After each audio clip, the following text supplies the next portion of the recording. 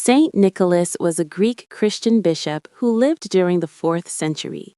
The name Santa Claus is an Americanized phonetic adaptation of the Dutch name for Saint Nicholas, Sinterklaas. He was born to extremely wealthy parents, but after they passed away, Nicholas inherited their vast fortune. Rather than keeping it for himself, he quietly distributed his wealth to assist the poor, the needy, and those who were suffering.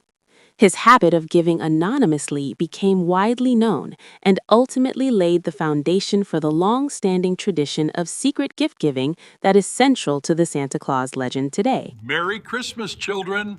Ho, ho, ho! Yay! Merry Christmas, Santa! Yay! Beyond his charitable acts, St. Nicholas served as a judge, a legal defender, and a protector of vulnerable individuals. In one notable incident, he intervened during the execution of 3 innocent men by forcefully grabbing the executioner's sword, preventing the killings and saving their lives. On another occasion, Nicholas traveled hundreds of miles to personally appeal to the Roman emperor, pleading for tax relief on behalf of the struggling citizens of Myra who were suffering under heavy burdens. During a theological debate concerning the nature of the Trinity, Nicholas is said to have become deeply angered by the teachings of the priest Arius, who argued that Jesus was not equal to God the Father. In his outrage, Nicholas reportedly stood up and slapped or punched Arius in the face. This act shocked the other bishops present, as it violated expected conduct. As punishment, they stripped Nicholas of his episcopal vestments, including his mitre and pallium, and imprisoned him in a dungeon. It is alleged that later that night, Jesus and Mary appeared to Nicholas in his prison cell. They returned his religious garments and presented him with a book of the Gospels. As a result of this divine intervention, Nicholas was reinstated to his position the following morning. It is also said that during a time of famine, a cruel butcher or innkeeper deceived 3 children by luring them into St. Nicholas's shop. The man murdered the children and preserved their bodies in a barrel of brine, intending to sell the remains as meat. St. Nicholas is believed to have recognized the deception. He prayed over the barrel, and through his prayers, the children were restored to life.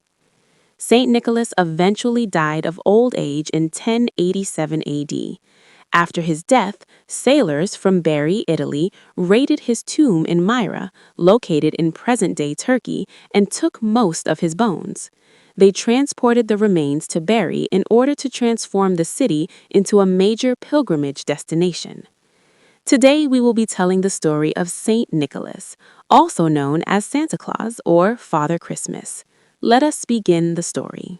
Saint Nicholas was traditionally believed to have been born on March 15, 270 AD, though some historical accounts suggest his birth may have occurred closer to 280 AD.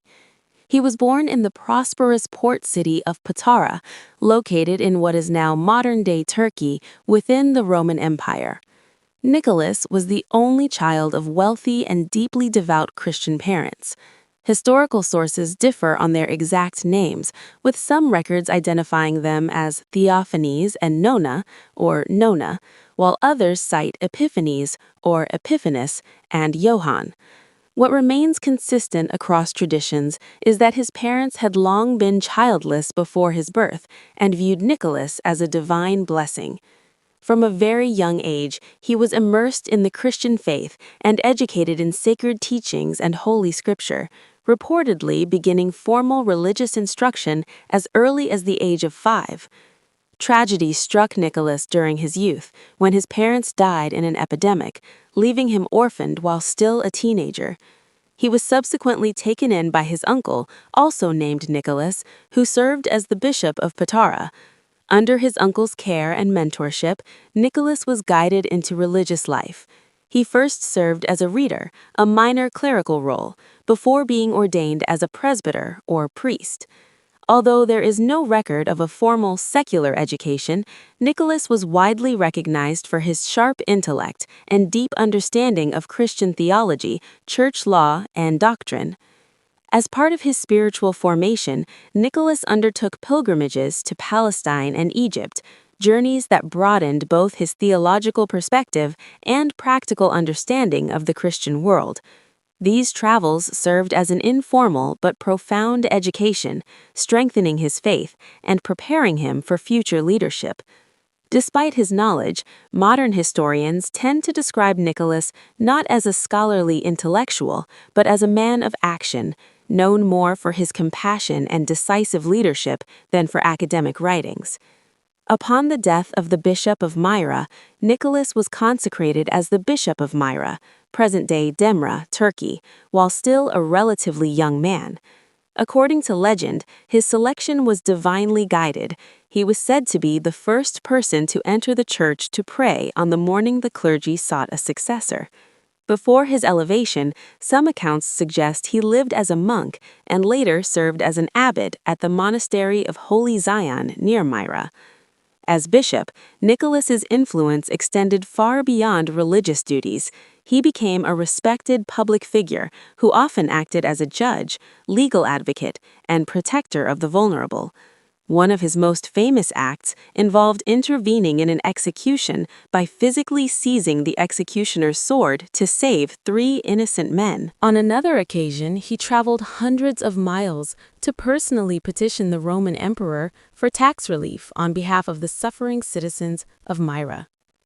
During a devastating famine between 311 and 312 AD, Nicholas demonstrated extraordinary leadership by negotiating with grain ships from Egypt to secure food for the city. His intervention ensured the survival of the population and reinforced his reputation as a humanitarian leader willing to use his influence and personal resources for the good of others. Nicholas was also present, according to tradition, at the First Council of Nicaea in 325 AD, where he strongly defended the doctrine of the Trinity. A famous yet controversial legend claims that during heated theological debates, Nicholas became so angered by the teachings of the priest Arius, who denied the full divinity of Christ, that he struck him. Though this story did not appear in written records until the 14th century, it remains prominent in Orthodox iconography. The tale recounts that Nicholas was briefly imprisoned and stripped of his bishop's vestments, only to be miraculously restored following a vision of Jesus and Mary. Earlier in his life, Nicholas endured severe hardship during the Great Persecution under Roman Emperor Diocletian, when Christians were targeted across the empire. He was imprisoned and tortured for his faith, but survived, and was later released following the Edict of Milan under Emperor Constantine, which legalized Christianity. Despite his prominence, Nicholas lived a life of strict celibacy and never married. He had no children of his own, yet he came to be regarded as a symbolic father to all children. His most famous act of generosity involved secretly providing 3 bags of gold as dowries for the daughters of a destitute man, saving them from being sold into slavery or prostitution. This act earned him recognition as the patron saint of unmarried women, children, sailors, and prisoners, among others. Born into immense wealth, Nicholas inherited a substantial fortune from his parents, who were likely successful traders or landowners. However, he chose not to retain this wealth. In obedience to Christian teachings, he gave away his entire inheritance, liquidating his personal assets to help the poor, sick, and suffering. While he later managed church properties as Bishop of Myra, including the bishop's residence, the main church of Myra, and possibly the monastery of Holy Zion, he did so as a steward rather than a personal owner. Over time, Nicholas became associated with numerous legends. Among the darkest is a medieval tale involving the resurrection of 3 murdered children who had been preserved in a brine barrel by a butcher, an account historians believe may have evolved from earlier stories of Nicholas saving innocent men from execution. Another major event occurred long after his death, when in 1087, sailors from Bari, Italy, stole most of his remains from his tomb in Myra and transported them to Bari, igniting a centuries-long dispute over their rightful location. Forensic studies conducted in 2005 revealed that Nicholas had suffered a broken nose, suggesting a physically demanding life consistent with his reputation as a man of action. Saint Nicholas died of natural causes on December 6, 343 AD, at the age of 73, a date now commemorated annually as St. Nicholas Day. Church tradition holds that he passed away peacefully after a brief but intense illness, having retired shortly beforehand to the monastery of Holy Zion. Unlike many early saints, he was not executed and is therefore classified as a confessor rather than a martyr. He was originally buried in his cathedral in Myra, though his remains now rest primarily in Bari, Italy. Centuries later, Nicholas's life of generosity evolved into the fictional figure of Santa Claus, complete with modern inventions such as Santa schools, most notably the Charles W. Howard Santa Claus School, founded in 1937.